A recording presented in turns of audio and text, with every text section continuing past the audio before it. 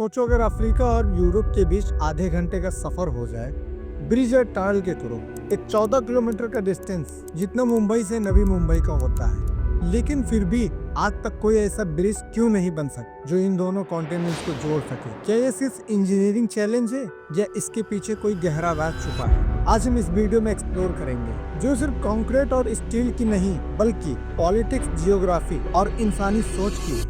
Spain और Morocco, दो देश जो इतने करीब हैं कि एक पहाड़ से दूसरे पहाड़ को क्लियरली देखा जा सकता है। इन दोनों के बीच है स्टेट ऑफ गिब्राल्टर, एक छोटा सा रास्ता जो दुनिया के लिए बहुत ही क्रूशियल है। दुनिया का 33% ऑयल और गैस और यूरोपियन यूनियन का 80% ट्रेड इसी पतली दरार से होता है। लेकिन फिर भी 100 साल बीत गए, अब तक कोई भी ब्रिज या टनल क्यों नहीं बन पाया? टेक्नोलॉजी की कमी तो बिल्कुल भी नहीं है। आज चाइना ने हांगकांग, जुहाई, मकाओ जैसा मेगा ब्रिज बना दिया। इंग्लैंड और फ्रांस के बीच इंग्लिश चैनल के नीचे टनल बन चुकी। The world's longest train tunnels, 57 kilometers long under the Swiss Alps and cost 11 billion euros to build. The Gotthard-based train tunnel has been a dream of the Swiss people for over a century.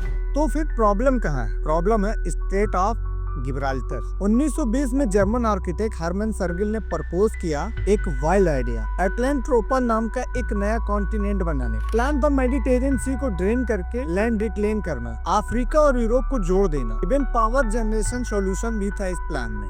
लेकिन project इतना बड़ा था कि ना उस समय की government उसको सपोर्ट कर सकी और ना ही एनवायरनमेंट के डिस्ट्रैक्शन को इग्नोर किया जा सकता। फिर 1980 में स्पेन और मोरक्को ने ऑफिशियली डिसाइड किया कि ब्रिज या टनल बनाना चाहिए। सर्वे स्टार्ट हुआ, शिप भेजी गई, लेकिन हर बार किसी न किसी रीजन से प्रोजेक्ट अटक गया। कभी करंट इतना स्ट्रॉन्ग होता था कि शिप एंकर नहीं कर पाती थी, कभी ड्रिल मशीन टूट जाती थी।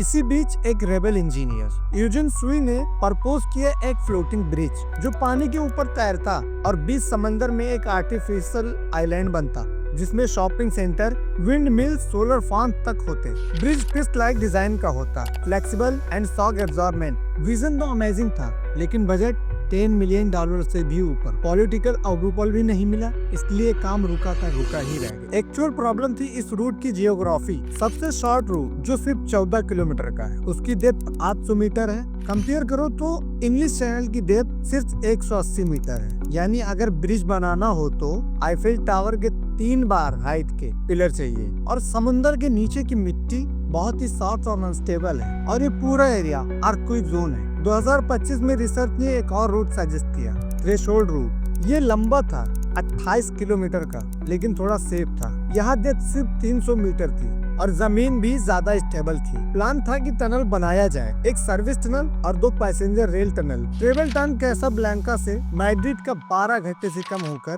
5.5 घंटा हो जाता। 2006 में ये टेंडर निकला, स्विस कंपनी को ये कॉन्ट्रैक्ट मिला, सब कुछ रेडी था, पर बीच में पॉलिटिक्स आ गई। स्पेन और मोरक्को के बीच एक पुराना डिस्प्यूट है सियोटा और मेलिला को लेकर। ये दोनों सिटीज मोरक्को की बाउंड्रीज में है, लेकिन कंट्रोल स्पेन करता है। 2008 में स्पेन के किंग ने इन जगहों का विजिट किया। मोरक्को नाराज हो गया और अपना एम्बेसडर वापस बुला लिया। प्रोजेक्ट फिर से रुक गया। 2020 में फिर से कैंसिल, जब स्पेन ने वेस्टर्न सहारा के रेबल लीडर को मेडिकल हेल्प दी। मोरक्को ने फिर से प्रोजेक्ट रोक दिया। तब से लेकर 2025 तक ये प्रोजेक्ट सिर्फ एक फाइल में पड़ा रहा और कंप्लीट होने का इंतजार करता रहा। आज दुनिया भर के देश, यूएसए, यूके, चाइना, इंडिया, सब चाहते हैं कि ये लिंक बन जाए, क्योंकि गिब्राल्टर स्ट्रेटेजिक पॉइंट है। अगर ये रास्ता कभी बंद हो गया तो दुनिया का एक मेजर ट्रेड रूट रुक जाए, तब एक इकोनॉमिक क्राइसिस आ सकता है। लेकिन ब्रिज या टनल बनाने से पहले सबसे बड़ा काम है भरोसे का ब्रिज बनना। जब तक स्पेन और मोरक्को के बीच का भरोसा नहीं होगा, तब तक कोई भी इंजीनियरिंग सॉल्यूशन काम नहीं करेगा। तब तक इस ब्रिज या टनल का फ्यूचर सिर्फ वक्त ही बता सकता है। तो दोस्तों, आपको क्या लगता है, ये ब्रिज या टनल बनेगा या नहीं?